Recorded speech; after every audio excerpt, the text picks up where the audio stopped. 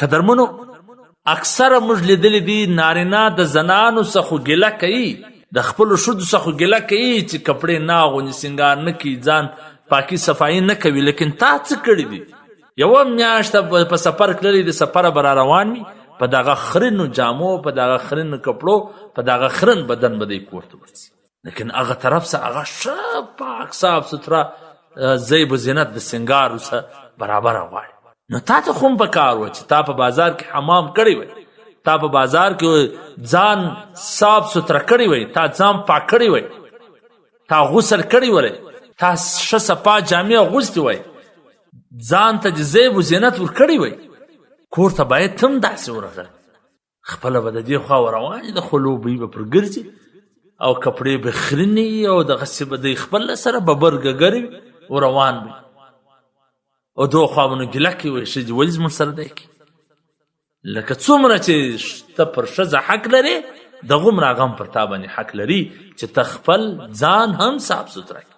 خپله به د خولې بوی ګرځي، په میاشت کې به خوله نه صفا کړي. یو ښه نیمه تیلی نسوار به هم ورته په خوله کې واچي. زه تقریبا په 2014 کې جامعه د علوم حقانیه او کوړي له دغسې په سفر تللی و.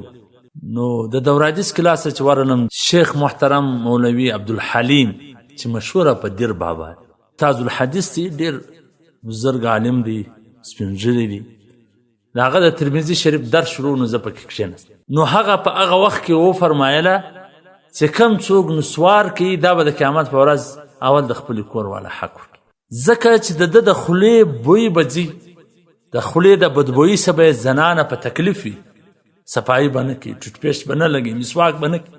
نو دغه تکلیف حق به د قیامت په ورځ ورکوي. نو ته اوس خپله پر ځان برابره کړه چې دا ستا کور والا نسوار کوي، ته به یې برداشت که د خولې د نسوارو بوی کړي، ته به یې برداشت هم به ورته ښکنځل کوي، هم به یې په لغته وو.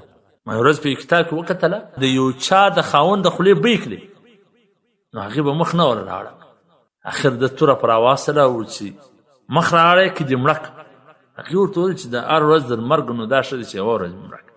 نو لکه څنګه چې ته د اوخوا څه خوښوې، ته هم څه کوه، ته زړه لرې، هغه هم زړه لري. نو چې د دواړو خیال سره ساتله کېږي، ښځه د خاوند خیال ساتي، خاوند د ښځې خیال ساتي. هسې د ضرورت چپلي یې ونه ګڼي که د ضرورت و بس په پښو کې که ضرورت نه و بیا غورځي. نو بیا به انشاءالله تعالی دغه سفر ښه خوندور روان. عزتمنو لکه څنګه چې نارینه خاوندان پر خپلو ښځو باندې حق لري چې هغه زیب و زینت ورته وکړي، سینګار ورته وکړي، پاکي صفایي ورته وکړي، دغسې دا زنانه هم پر نارینه دا حق لري. ځکه الله جل جلاله فرمای ولهن مثل الذي عليهن بالمعروف، چې د زنانو هم داسې حق دی لکه څنګه چې د نارینه پر دې باندې حق دی. حضرت عبدالله بن عباس رضی الله تعالی عنه چې کله د آیات ووایي، بیا وفرمایله چې زه دا خوښوم چې د خپلې کور والا د خوشحالۍ دپاره ځان ښایسته کړم، زیب و زینت وکړم، لکه څنګه چې هغه زما د خوشحالۍ دپاره سینګار کوي او ځان ښایسته کوي.